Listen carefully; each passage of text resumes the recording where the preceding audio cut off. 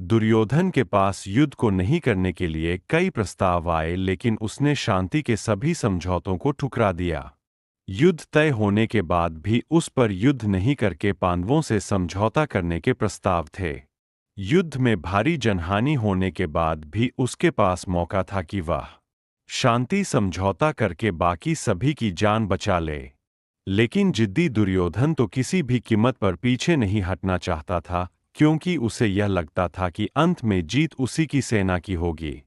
लेकिन जब ऐसे नहीं हो पाया तो अंत में उसने श्री कृष्ण तो 3 अंगुलियां दिखाकर कुछ कहना चाहा। युद्ध के अंत के बाद भीम ने दुर्योधन की जंघा उतार दी थी। वह खून में लथपथ होकर रणभूमि पर गिरा हुआ था। बस कुछ ही समय में दम तोड़ने वाला था, लेकिन भूमि पर गिरे हुए ही उसने श्री कृष्ण की ओर देखते हुए अपने हाथ की 3 अंगुलियों को बार बार उठाकर कुछ बताने का प्रयास किया। पीड़ा के कारण उसके मुंह से आवाज धीमी धीमी ही निकल रही थी। ऐसे में श्री कृष्ण उसके पास गए और कहने लगे कि क्या तुम कुछ कहना चाहते हो।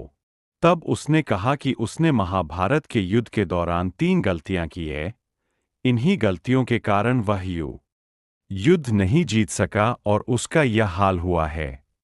यदि वह पहले ही इन गलतियों को पहचान लेता तो आज जीत का ताज उसके सिर होता। नंबर 1। श्री कृष्ण ने सहजता से दुर्योधन से उसकी उन 3 गलतियों के बारे में पूछा तो उसने बताया। पहली गलती यह थी कि उसने स्वयं नारायण के स्थान पर उनकी नारायणी सेना को चुना।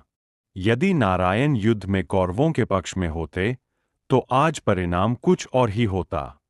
दूसरी गलती उसने यह बताई कि अपनी माता के लाख कहने पर भी वह